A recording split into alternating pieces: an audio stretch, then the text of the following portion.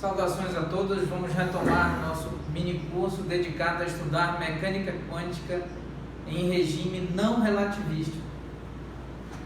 Então agora vamos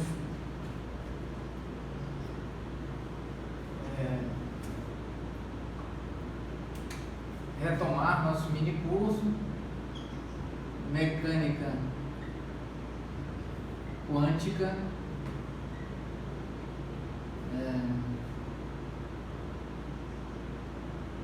em regime não relativístico. Em outras palavras, fazendo uso de relatividade, da teoria de relatividade de Galileu. E não, obviamente, como o próprio nome sugere, não utilizando a teoria de relatividade de Einstein.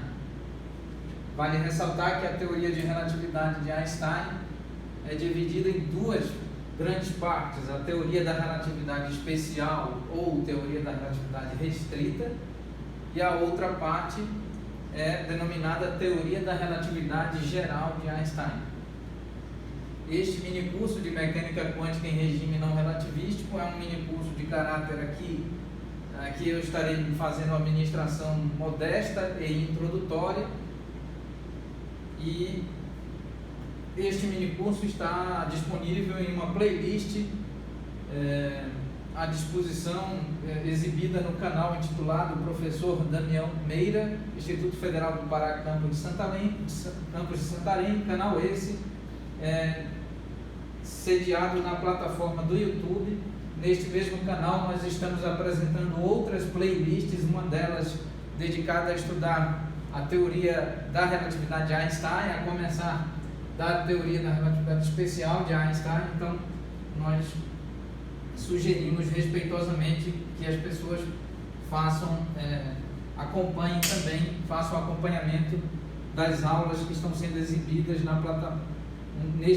no referido canal, na playlist associada à relatividade especial de Einstein. Nós também estamos apresentando uma outra playlist dedicada a estudar mecânica clássica, ainda uma outra dedicada a estudar termodinâmica, uma outra ainda à disposição focada em estudar cálculo vetorial em espaço euclidiano de 3 dimensões. Ainda cito uma outra playlist destinada a estudar eletromagnetismo clássico, outra playlist dedicada a estudar termodinâmica sob regime de equilíbrio térmico, e nós estamos com uma playlist na qual estamos tratando a álgebra e a análise em espaço dos números complexos, e uma playlist destinada, focada em estudar equações diferenciais. Em breve outras playlists estarão sendo disponibilizadas e exibidas neste canal. Muito bem. Então, continuando, durante a aula imediatamente anterior a essa, nós estávamos fazendo a expansão em série de Taylor. A expansão em série de Taylor dessa função, da função ômega, que depende de K, ou seja, da frequência angular dependendo do vetor de onda, e nós havíamos encontrado um resultado aproximadamente igual a ômega subíndice 0 mais K menos K subíndice 0, diferencial de ômega em relação a K, e isso em K igual a K subíndice 0, ou seja, a expansão em série infinita de Taylor é realizada sobre essa função ômega, frequência angular escrita em termos do vetor de onda, e esta expansão em série infinita de Taylor é realizada em torno de um ponto especial denominado K subíndice 0, ponto esse em torno do qual o domínio da função é contínuo, apresenta propriedade de continuidade conforme a análise real, e portanto é possível calcular as derivadas, e as derivadas de ordem 1, 2, 3, 4 e 5, e até n, onde n é um número que tende a infinito, e aqui é um número natural que tende a infinito, e nós temos nessa expansão de série infinita, como o próprio nome sugere, infinitos termos, e nós truncamos essa série apenas para 2 termos. Aqui está, nós mostramos detalhadamente durante as aulas anteriores. Agora nós vamos considerar mais uma vez a função de onda, e lembrem-se que a mecânica quântica, ela, para além dos postulados fundamentais, o postulado apresentado, a hipótese apresentada por Planck, Max Planck, e a hipótese apresentada por de Broglie, para além desses postulados, a mecânica quântica tenta fazer, realiza a modelagem matemática para tratar os aspectos quânticos de uma determinada partícula quântica a partir de uma função de onda. Então nós estamos estudando aqui o formalismo das funções de onda, um formalismo intimamente associado a métodos estatísticos, a uma estatística descritiva primeiramente, e quando necessário uma estatística inferencial, mas podemos usar o termo geral aqui de estatística, de métodos estatísticos, e os métodos estatísticos são intrínsecos à teoria, à mecânica quântica, uma vez que os fenômenos quânticos, eles possuem graus de incerteza intrínsecos aos fenômenos, e essa incerteza, essa imprecisão, essa inexatidão e essa imprecisão, para serem bem analisados e bem formulados, bem estudados, necessitam obviamente de métodos estatísticos. Daí a ideia de afirmar que a mecânica clássica é uma teoria determinística, ao passo que a mecânica quântica é uma teoria necessária, essencialmente e intrinsecamente estatística e, portanto, não determinística. Então, a função de onda, apenas recordando, a função de onda aqui em uma dimensão, dependendo da coordenada espacial x e do tempo t, considerando uma única dimensão no espaço euclidiano de uma única dimensão, essa função de onda escrita em termos de uma transformada de Fourier, ou seja, considerando todo o domínio do vetor de onda, e o vetor de onda, então, por ser um vetor, pode apresentar componentes no espaço euclidiano de 3 dimensões, componentes k sub índice x, k sub índice y e k sub índice z, componentes que podem apresentar valores positivos e negativos, inclusive passando pelo número zero, ou seja, componentes que pertencem ao conjunto dos reais e, portanto, variam de menos infinito até mais infinito, passando pelo zero. E isso tem tudo a ver com a física clássica de fenômenos ondulatórios. Lá sim nós estudamos grandezas associadas a uma onda, tais como a frequência da onda, o comprimento da onda, o vetor de onda, ou seja, dado uma onda que se propaga em um espaço euclidiano de 3 dimensões, é possível então considerar uma superfície perfeitamente plana com um tensor de torção igual a zero, com um tensor de curvatura igual a zero, e essa superfície perfeitamente plana tangenciar a superfície da onda em algum ponto, em um ponto particular, e nesse ponto então é possível estabelecer e traçar um vetor. Esse vetor de onda é perpendicular a esse plano, a essa superfície perfeitamente plana que tangencia a superfície da onda num determinado ponto. E esse vetor perpendicular é denominado vetor de onda. Então, esse vetor de onda assume, as suas componentes assumem valores positivos, negativos, inclusive um valor igual a zero, eventualmente. E então essa transformada de Fourier transforma, como o próprio nome sugere, a função que depende de K, ou seja, aqui, φ de K, onde K está associado a componente, e aqui nós estamos considerando uma única dimensão, então Kx, K sub índice x é igual a K. Então a transformada de Fourier transforma do espaço dos vetores de onda, do K, ou seja, do vetor de onda, para o espaço das coordenadas espaciais.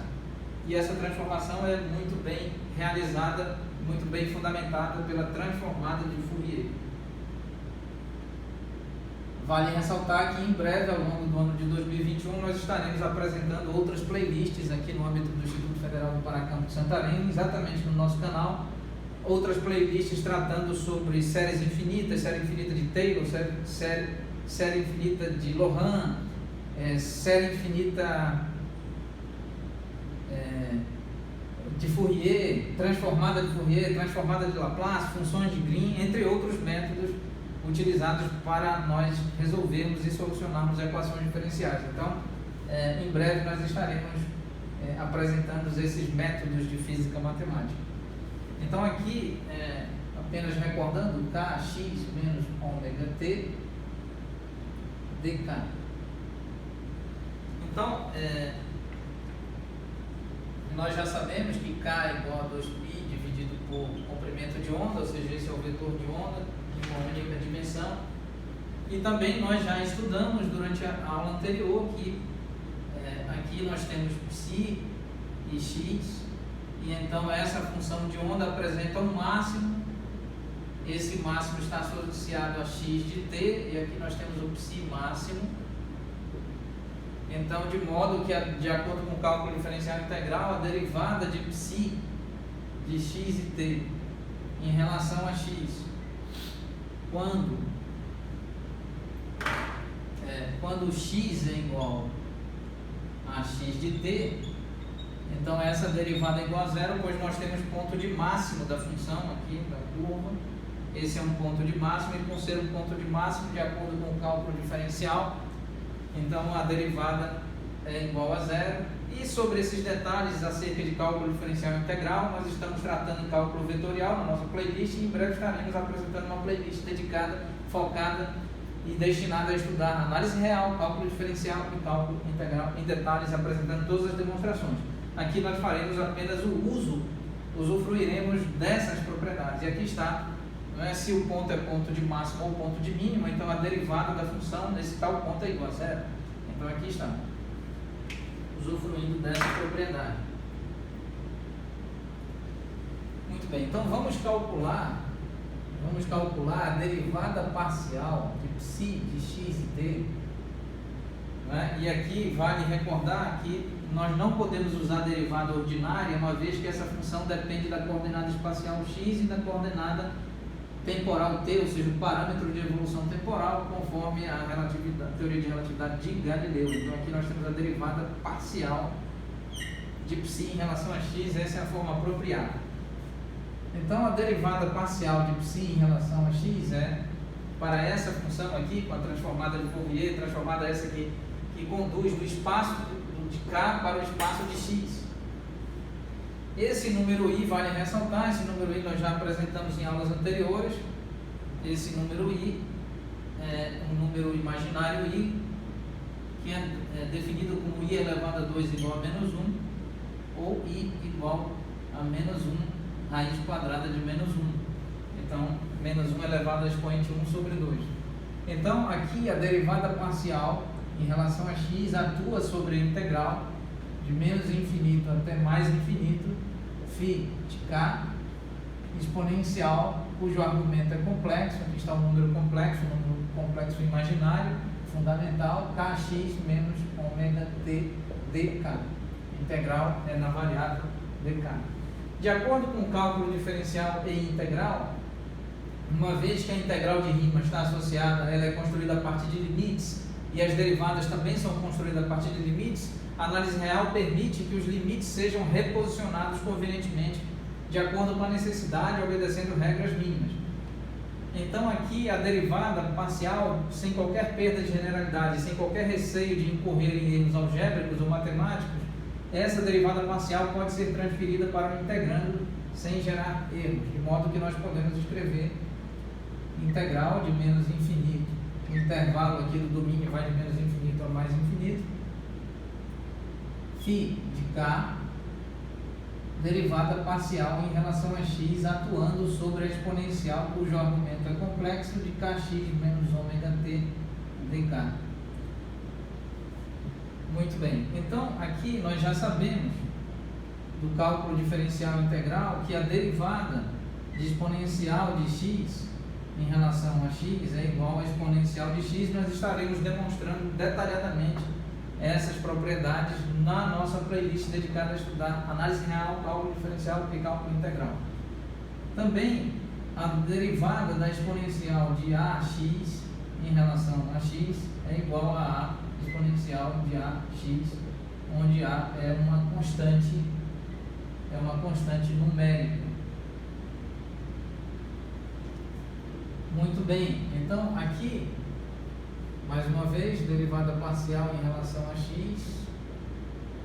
Então aqui nós vamos calcular, vamos aplicar essa derivada sobre o argumento da exponencial.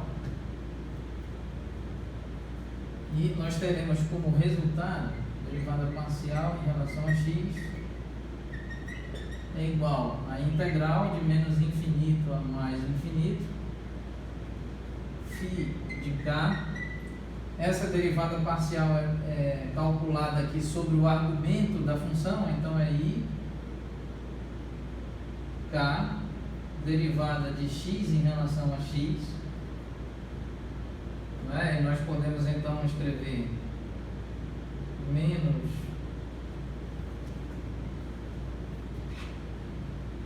a derivada em relação a x de ômega igual a zero, a derivada em relação a x de t igual a zero, então nós podemos escrever i da derivada de x em relação a x e mantém a exponencial de i k x menos ômega t dk dentro da integral. Continuando,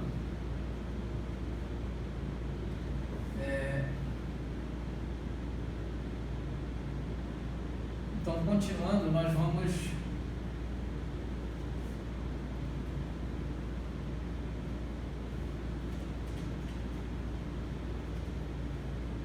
agora escrever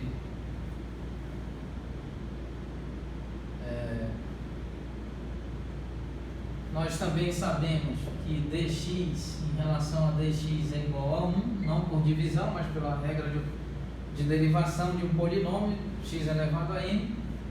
Então, por quê? Porque derivada de x elevado a n em relação a x é nx elevado a n menos 1. Muito bem, então aqui nós temos derivada parcial de psi em relação a x, psi dependendo de x e t. Isso é integral de mais infinito até menos infinito, φ de k, número imaginário i, variável k, derivada de x em relação a x é igual a 1, exponencial de i, kx menos ômega t dk, infinitésimo de k. E então, se nós substituirmos, se nós considerarmos a condição já discutida e apresentada de que trata-se de um ponto de máximo quando x é igual a x de t, então isso, se esse é ponto de máximo, então essa derivada parcial é necessariamente igual a zero. Então, com base nisso, nós podemos escrever que a integral de menos infinito até mais infinito de φ de k, número imaginário i, k, exponencial de i, kx menos ômega t dk, considerando aqui, fazendo a substituição quando em x de t, ou seja, no ponto de máximo, esse resultado, o resultado dessa integral nesse ponto de máximo, o resultado dessa integral é rigorosamente igual a zero.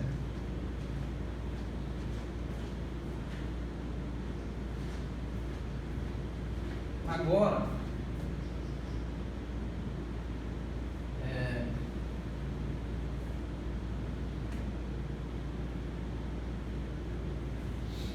muito bem, então agora vamos convenientemente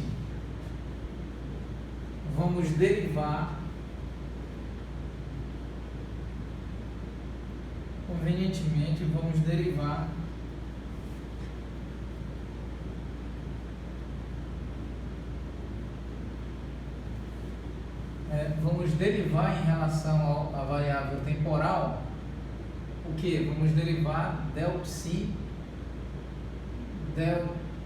derivada parcial de psi em relação a x considerando necessariamente o ponto x de t. Então, uma vez que esse resultado é zero, então a derivada de zero é igual a zero.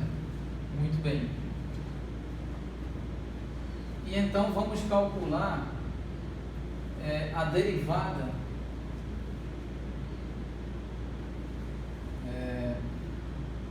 vamos calcular a derivada parcial desse resultado. A derivada parcial em relação ao tempo, em relação à variável de evolução temporal t, de acordo com a teoria de relatividade de Galileu, sobre esse resultado. E esse resultado aqui está expresso. Então nós vamos agora tentar calcular aqui a derivada parcial em relação ao tempo t sobre a integral de menos infinito até mais infinito de φ de k i k exponencial de i k x menos ômega t dk, e sempre considerando que aqui nós temos x de t, ou seja, ponto de máximo, e isso é necessariamente igual a zero. Então, esse operador de derivada temporal, derivada parcial em relação ao tempo, sem qualquer erro algébrico, ele pode ser, esse termo poderá ingressar no interior do integrando e atuar sobre a exponencial. Então, nós temos integral de menos infinito até mais infinito, φ de k, i número imaginário i, k, variável k, e aqui uma integral, uma derivada parcial em relação ao tempo sobre a exponencial de i, kx menos ômega t dk, infinitésimo de k, não esquecendo que nós estamos considerando o ponto de máximo x de t igual a zero.